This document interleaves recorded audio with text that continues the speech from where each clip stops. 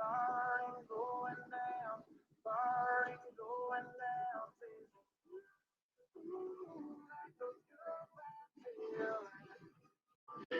Okay, we're live.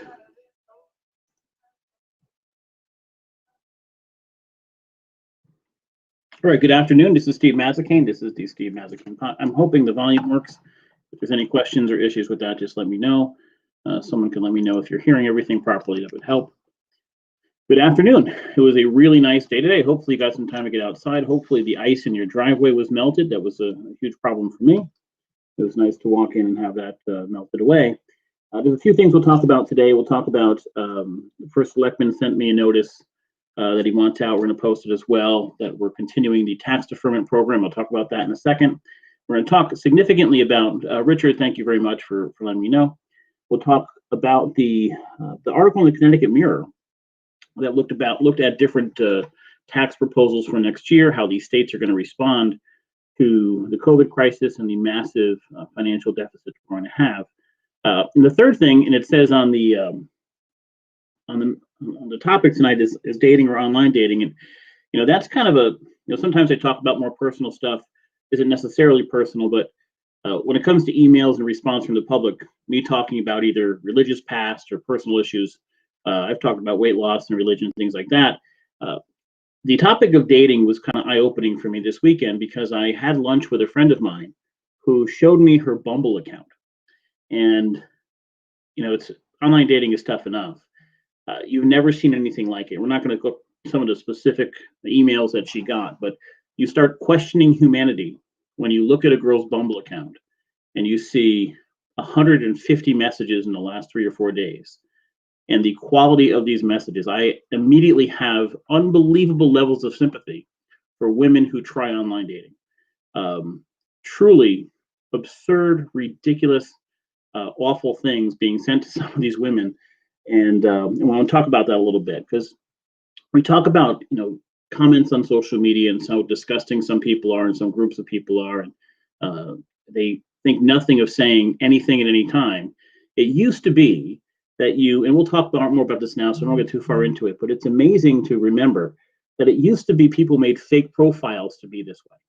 It used to be people would hide and then say awful and terrible things. On social media, we saw that all the time. Something changed where people have no problem having their actual name and their face associated with horrible, horrific, sexist, racist things. And it's an interesting question that we had over lunch, and we'll talk about that a little bit later. But first and foremost, with the executive order from Lamont, and Jamie Cosgrove, the first election of Branford, just sent me this afternoon, that Branford will continue to provide a deferral option on the January 1st, 2021 installments.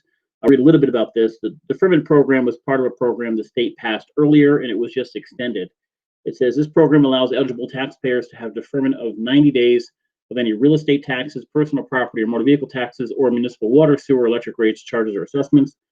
The deferment begins on a date at which such tax or charge becomes due and payable. It applies to any tax or charge that becomes due and payable on January 1st, 2021, including the January 1st, 2021 tax bills issued on the ground list of October 1st, 2019.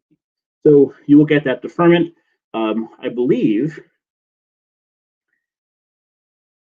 Okay, so I believe you have to apply for it. I'll get that. I'll confirm that later on. Eligibility for such a deferment is limited to taxpayers, businesses, nonprofits, or residents that attest to or document significant economic impact from COVID-19. So there must be some sort of application process. I don't know. I have not applied for it, so I will make sure. But if you've had the deferment program already, I think the word is that you're continuing that deferment program. If there are questions on that, get back to me and I will follow up. So we know that COVID, part of the stimulus package that passed, did not include state and local aid. And whether we end up having state and local aid probably depends on who wins the Georgia runoff elections. If the Democrats win that, you'll likely see a huge stimulus package that includes a lot of those things. If the Republicans win that, you're going to have a stalemate in Washington, and you either will not get another stimulus package or you'll get another small stimulus package. So that will have a significant impact on Connecticut, which was already facing deficits. Thankfully, we had some money saved, but not nearly enough to make all this up. And so we've been getting the warnings from our comptroller on a regular basis, but now the shoreline is kind of impacted by this because the chairman of revenue and bonding happens to be Sean Scanlon. And he's our state representative, Guilford, and part of Brantford. And so if you read this article in the Connecticut Mirror this afternoon, it talks about, the title is, "Are Lamont and his fellow Democrats headed for a showdown over tax reform?" And if you follow state government much, you realize that Lamont is far more moderate when it comes to tax increases. He has cut off discussions on tax increases on the wealthy in the past. At the same time, the Connecticut legislature is dominated by inner city Democrats who have been pushing for a far more liberal application of the tax code, taxing the wealthier more. And so there's a few issues with, one, how the Connecticut Mirror frames this discussion, and then we'll talk about some of Sean Scanlon's quotes in this article. First and foremost, there's something that journalism, especially journalism that leans left, does on a regular basis, and that takes comparisons that are not truly fair comparisons. So I'm going to read to you the exact paragraph here. It says, "The last state tax incidence analysis, which measures shifts," and the shifts we're talking about are what are regressive tax cuts. So let's suppose property tax goes up. The property owner, if they're a landlord, doesn't actually pay those, right? They'll pay them, but they're going to pass them on to their tenants. That's a regressive tax. It goes on to those lower earning people typically. So analysis was done of that. It says, was issued in December 2014 and found households making less than $48,000 annually effectively spend almost 24% of their earnings on state and municipal taxes. By comparison, a household earning $200,000 pays 10.5%, while one earning slightly more than $2 million pays 6.5%. So if you are a novice and reading this for the first time, that sounds incredibly unfair. 24% of your taxes goes to those. So of people making $48,000 a year, a quarter of that goes to state and municipal taxes. That could be property tax, that could be sales tax, that could be income tax. It's not going to be a significant amount of income tax, probably going to be a significant amount of sales tax. 7.35% on many things that you have to buy will be higher. They're saying those that are earning $200,000 only pay 10.5%, and those making $2 million pay 6.5%. But we have some serious caveats that are not included in this discussion. And that caveat is people who make less money spend it. And this is why we've had this conversation about the stimulus so many times. People who make $24,000 or $48,000 a year typically are going to spend the vast majority of their money, which means that money is going to get taxed in some way. You go buy things, sales tax goes up. So it's not income tax necessarily, but you're going to get taxed on your federal taxes, obviously, and your income tax. Somebody making $2 million, they may buy things as well, but there's only so many things you can buy. There's only so many gallons of milk a household needs. And so they're spreading those taxes out over a far larger number. But it doesn't necessarily mean a question of fairness. They're paying taxes the same amount somebody else may be because they're buying some of the same things. They're paying a little more because some things might be more expensive, but the direct comparison doesn't work. And that's what the left often uses. Look, somebody making $20,000 a year is paying so much in taxes. Yeah, because they're spending their money. The wealthier who are making more money aren't spending it as much. They're using resources the same, if not less, but they're spending more. They're saving far more money that they're not putting in the economy, they're putting in the bank, and they're not paying taxes or sales taxes on anything they buy. So this is a common thing that we see with articles that are from left-leaning sites. And I would say the Connecticut Mirror in the last at least couple years has leaned further and further left. Certainly their insistence on everything being racist is just crazy. But that being said, at some point, some taxes are going to have to go up. Lamont does not want to raise taxes on the wealthy, but there's not significant things the left raise taxes on. The state has raised them every couple of years for the last forever. We have significant deficits when it comes to pensions going forward.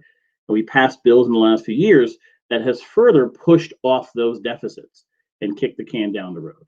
So at some point, taxes must go up. And so, Martin Looney, who is the head of the significant player in the legislature from New Haven, has pushed for higher taxes on those making over $500,000 a year. He's even pushed for something called a mansion tax, which is on homes that make over or worth over a certain amount of money, but that would be a state tax. So right now, your property tax goes to the town. He wants to levy a tax on expensive homes that would go towards the state. All of these are options. All of these are going to be discussed. And yes, something is going to pass. Now, we go to Sean Scanlon. And we're just going to read some of his quotes here. It says, Sean favors state income tax cuts for low and middle income families by creating a new child credit model after the federal tax credit. Guilford lawmaker didn't offer any specifics at the time, but Connecticut Voices for Children, a New Haven-based policy group, recently offered options for child credits that could return between $380 million and $590 million annually to the poor and middle class. As Looney did, Scanlon also said prospects of providing this relief without taxing the rich to pay for it are slim. Besides this huge pandemic-induced deficit, Connecticut's massive pension debt, one of the highest in the nation, is projected to place considerable pressure on the budget for decades to come. So, let's talk about this for a second. This idea of a child tax credit on the lower earners makes a ton of sense. But let's think about this in terms of things we can understand. This year, most people that were unemployed, or maybe employed and got that $1,200 and now soon to be $600, applauded that for a very simple reason.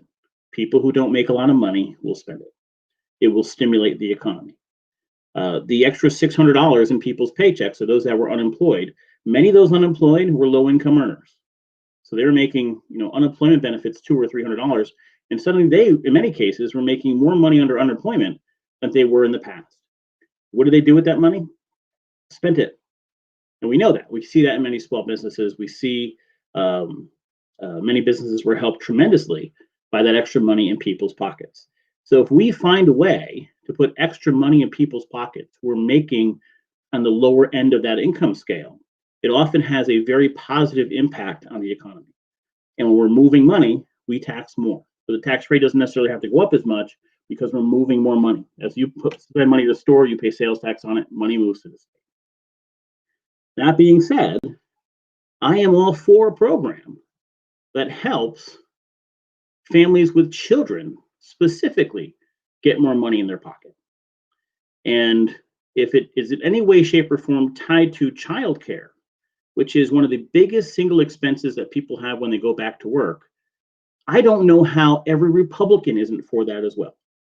The idea, Republican mantra has always been, we want to give you a hand up and not a handout. Well, a hand up is helping people pay for childcare. If you have 2 or 3 kids, the worst, that example we have of the mom with 3 kids who never works, just has more kids, that sort of thing. If someone is making the effort to get childcare and go to work, we need to support that effort. But, and this is a message to Sean, a message to our legislators, and to all of those involved in this system of childcare in Connecticut, we have a significant issue when parents have to decide between working and getting benefits. There are so many working parents that are better off because of the way the aid systems are set up, not working. They could only make $9,000 a year or $12,000 a year. If they make over that, they start losing their food stamps. But they can only make up to $20,000 a year. If they make over that, they start losing other state aid that they get now. Or they only make up to $30,000, and if they get over that, they can't get childcare. We have to find a more progressive way to make sure people are incentivized to work, not stay home, but incentivized to work, but also get the aid they need so that it makes sense for them to work. At some point, somebody working just to pay for childcare or just to pay for the benefits that they're losing, there's no incentive to work. And so if we are looking at this program or potential program from a marketing perspective, I think we get Republican and Democratic support if we say, listen, we're not giving a handout here. What we are doing is we're making sure you're incentivized to continue working and move up the corporate ladder. So what do? We'll give you food stamps, and they will not just go away if you make a certain amount, but slightly reduce it. So at 20,000 it may go down, but at 30,000 a little bit more, at 40,000 a little more. We want you to make more money. We will pay for your education. We will pay for your certifications. We do that now. Gateway, most of the students at Gateway are going for free. So these are steps that are steps up instead of just free stuff for people. And by giving them credits for those things, it'll stimulate the economy. At the same time, you're going to have to raise rates on the rich. There is no practical way to make up the massive deficits our state faces and to provide a more progressive plan than to raise taxes on the wealthy. It just doesn't exist. And so we're going to see this. You know, people went crazy when we talked about tolls, and now they're talking about a gas tax increase. There is no way. You're not going to get away from taxing more. It's not possible. Are we going to lose residents to Florida? Yeah, it's going to happen. Will the tax revenue offset the loss of some of those residents? Yes. Does the state need to do a very good job of enforcing that if you're going to Florida, you're there more than half the year? Yeah, it's going to be a common occurrence. And unfortunately, there's simply no way to get around that. We have a high quality of living in Connecticut, and those that are paying more. And by the way, even with our high taxes, people have flocked to Connecticut, wealthy people from New York City this last year, even with those taxes. So before we cry too much for people making $500,000 or $1 million or $2 million, they had no problem coming here. They could have left New York City and gone to Florida. They didn't. They left New York City and came to Connecticut and bought houses here and skyrocketed our home values, which is good, which is great. That may mean in the future a greater tax revenue from income taxes. So it's an interesting proposal. Lamont would do well and Scanlon would do well if they proposed not just, hi, we're going to tax the wealthier more, but we're going to further balance out taxes to basically say this: that $600 and that $1,200 check and that $600 unemployment, how do we find a way to maintain the stimulating effect it has had during the pandemic? How do we find a way, because we haven't given people making more than $75,000 a year those checks. So if you were on unemployment or you were making less than that, you made, I think the first round might have been 100,000, the second round is 75,000. So how do we continue that stimulus effect? So we do it by putting more cash in the hands of those making less than $40,000 or $50,000, especially those making significantly less. So let's move on to the conversation that I was talking about earlier when we opened the discussion. This is a little more personal, but it's just interesting to think about. And, you know, we spend a lot of time talking about, the other day we talked about people at meetings that are yelling offensive things and insulting people, and they're doing so on camera with their face. They're not hiding this anymore. We've seen people who work for the police department in Branford lose their jobs over posting homophobic things all over social media with their real name, and seems to have no problem, no shame in doing so. And so after the weekend, and I do use online dating, I date fairly often, but I was meeting with a friend of mine, we had lunch. We were talking about what a disaster, quite frankly, online dating is. It's crazy. You have to remember that the vast majority of people who have profiles on an online dating site are there because they're bored. There's not necessarily a huge demand for real relationships. They're there because they are sitting home and have nothing to do, so they make a profile and they swipe through pictures. And it's the most superficial thing on the planet. It's just as bad as it sounds, but it is what it is. That's what we have in the middle of COVID. But in the conversation, I said, well, how bad can it be? And I said some of the things I had been through, and she showed me the email she had on her online dating profile. Now, her profile was as general as it gets. 3 or 4 pictures, her with her dog, her walking on vacation, what have you. Nothing earth-shattering. There was nothing that said, hey, send me offensive stuff, send me ridiculous pictures, nothing that suggested that. In initial comments, and there were hundreds of them, dick pics, which are somehow popular. Hi, I want all these sexual innuendos you can possibly, initial messages to girls online, hundreds of them. And I had to stop for a second and just look at her and say, is this what we are as a society? Is this what we have become? Not only disgusting, but when you approach a woman with stuff like that, does it work? Has it ever worked? I don't know the answer to that question. I've never done it. But even more so, this idea that we have no shame, that you're doing it with your picture front and center of your own profile, often identifying information in your own profile, what you do for work, the company you work for in your own profile, while sending absurd things to women on online dating sites. And so we sit back and we ask ourselves, we cover politics and we see awful things posted in in political forums and online sites, and what we say about politicians, people who are running, and we attack and we attack and we attack. And then we look at online dating sites and we see this is normal behavior. Many people who are working for respected, reputable companies have no problem putting the name of their company in their profile while sending pictures of themselves naked to girls, unasked for, initial messages. Is that what we are? And one, I thought guys had it bad. They do not. Girls, you have it 50 times worse than any guy can have it. I've never seen anything like it. I don't tend to get offensive ones. I get other, we get guys get proposals all the time because half the profiles on online dating are either escorts or somebody looking for money. The girls get proposals with naked guys and dick pics and awful, awful things written. But I think it's almost like during COVID, especially, you had a ton of people sitting home with nothing to do. So they made these profiles and said, I don't care anymore.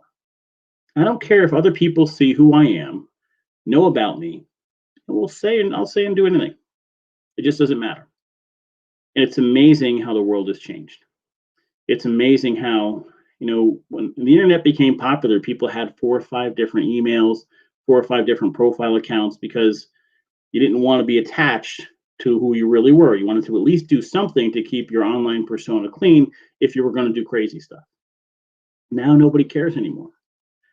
And I'm wondering to myself, how does that impact us politically? If that is the nature of so many of the single community, and let's be fair, many of them are married on there, just lying about it. At what point is that just the nature of us as either Americans or as humans? Are we okay with that behavior? Social media changed the game, right? Zuckerberg changed the game. He opened the floodgates for people to post whatever they wanted online. And then online dating just made it worse. It was massive fuel to a fire. There are many people I know that are married and have online dating accounts. And if you're okay with that and your spouse is okay with that, great. But it's as dishonest and disgusting as it gets. And it may be the most indicating way, the biggest indicator for what people truly are. And so every time I have to shake my head looking at political posts in the comment section in every article, the comment section on social media, and the unbelievable emails you get online from online dating, you have to say, is this what we are? Is this an accurate reflection of Americans and humans in general? Then even worse, what do you do about it? Is there any way to change this? Is making interactions between human beings, some of which are actually looking for connection, looking for real relationships with others. If we've made this the norm, what's the next step? I don't know the answer to that.